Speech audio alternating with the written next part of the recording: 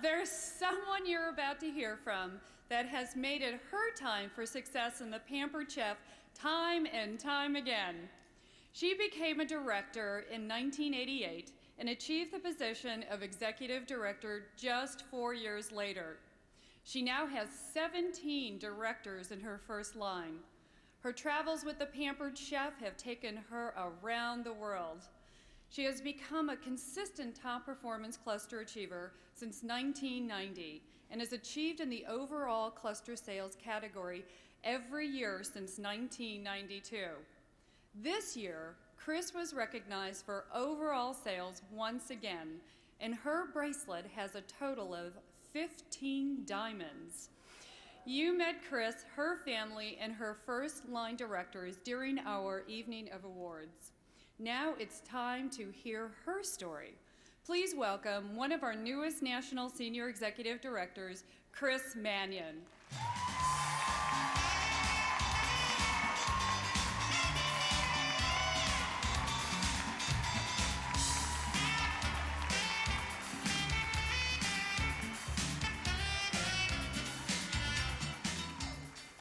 Thank you, Jean.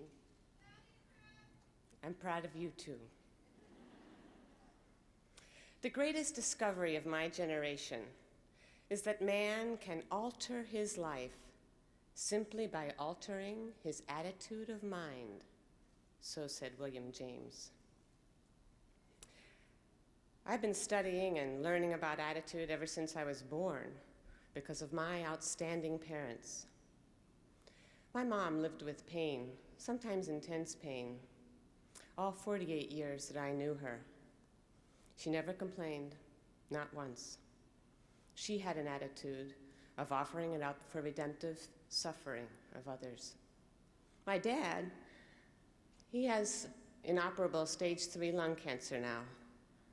He's not a smoker. He was an elite athlete, riding his bicycle 50, 100 miles into the Arizona desert. He was misdiagnosed. Instead of suing the doctor, my mom and he forgave him. 2 years now, they told us he was going to be long gone, and he's still going strong.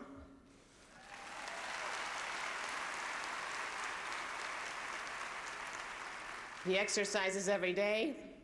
He does the things that bring him joy, that he loves. And he works intensely hard every Thursday and Sundays at workouts in the health club. I'm very proud of him. Personally, I didn't have a very positive attitude about home parties before I started this business. As a matter of fact, I vowed to never again get caught in such a situation after attending my first and only Tupperware show. But God has a way of opening my eyes to see things from a different perspective when I set my mind, my attitude, against something.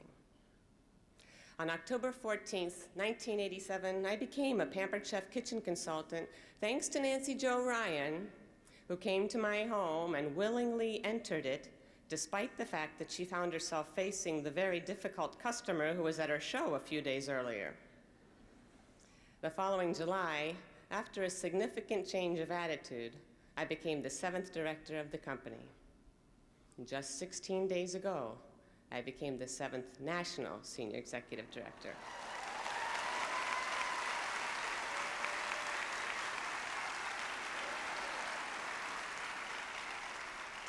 From the beginning, I've only wanted to do my very best. It's what most of us want. It's what we teach our children. Mediocre is so beneath the greatness we are each born with. For God made us just a little lower than himself. Doing just enough to get by is so easy and a fairly common attitude. Yet it is such an insult to the gifts God has given us. Who among us, upon receiving a dozen roses, would let them lie on the table and never put them in water? After studying many books and authors and speakers about achieving a happy, successful life, I did 2 things that had a significant impact on my career. A career that has produced overall career sales with the Manion team of over $100 million cumulatively so far.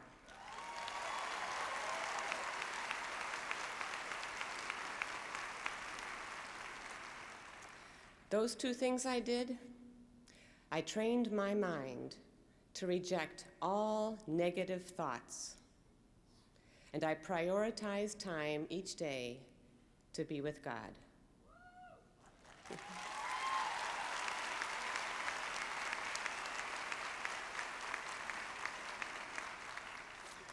Each of these commitments took time. Researchers tell us that over 100,000 negative messages hit us by our 20s. Recognizing the negatives we've allowed to take root in our minds, and then slowly, systematically kicking each one out takes many months. But when they are all out, there is a lovely increase of energy and a fresh can-do attitude that takes permanent residence in my mind and in all of our minds. I'll never forget the story of the crabs that Bart Bregner, CEO of Artistic Impressions, told us years ago at another national conference. Do you know why you don't have to put a lid on a bucket once you have more than one crab inside, he asked. One crab can climb out by herself. But when there is more than one crab, whenever she tries to climb out, the other crabs will pull her back down. I don't associate with crabby people anymore.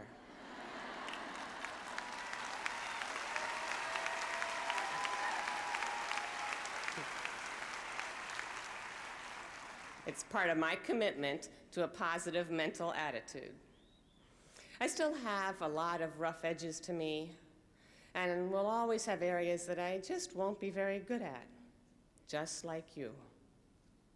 But that's where my daily half hour with God has seen its best fruit, with increased compassion and wisdom that is not my own, but has been such a gift as I have grown in my leadership roles and counseled others on their road to success. Paths to success are simply opportunities to learn and grow. Any little or big step we make in the learning curve of life is a success. If we choose an attitude of sharing, of passing on to others what we've learned, then we've discovered the secret of a single drop of water in the pond of life, the ripple effect. The world in which we live tends to overemphasize success as a large accomplishment that will deliver us from all the woes and anxieties we face day in and day out. Actually, it's the little things that do. The first time we quiet a baby from crying with a tight hug, a gentle kiss. The first time we hug our spouse and say the words, "I love you." The first time we hold someone in need and encourage them to learn from their mistakes. The first time we recognize the value of life in the midst of personal tragedy. The first time we take responsibility for our own words and actions is a success. The first time we stand up for our own self-respect and self-worth. Learning to forgive others who have hurt you. Choosing positive over negative thinking, getting out of the driver's seat and letting God steer. My successes in life have been just those. I cherish each of them and all the others that I have known, like building the second largest organization in the company.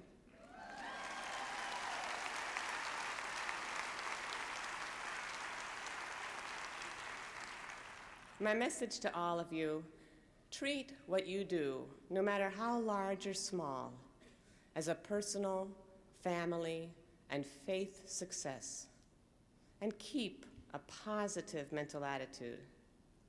Life is precious, and what we accomplish through our little successes add little ripples that affect the rest of us. Each ripple that touches us lifts us up and energizes us to do a little more, to pass on a little kindness, to reach out to another person. One ripple touches another ripple, and soon clusters, families, whole communities are moved and touched and encouraged by our little successes. Ripples turn into waves. And although it is my first choice to kayak in smooth waters, there is nothing more exhilarating than paddling in the waves. I'm a strong woman with strong passions. I don't apologize for that, nor for my weaknesses. For on the other side of a difficult customer, you may just find your next National Senior Executive Director.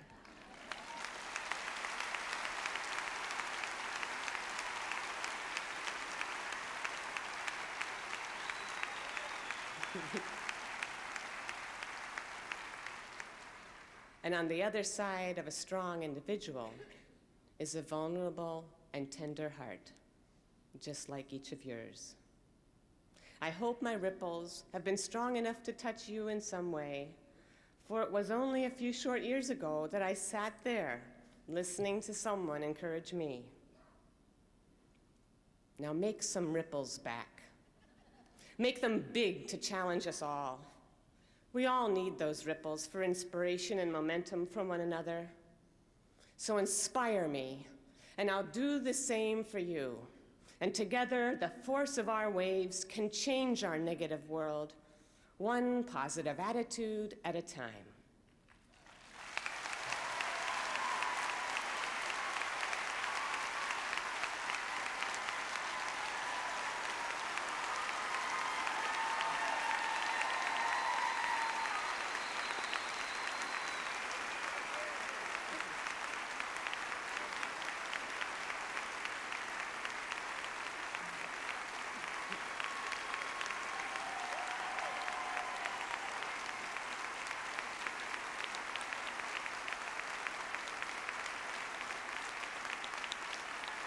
Oh my.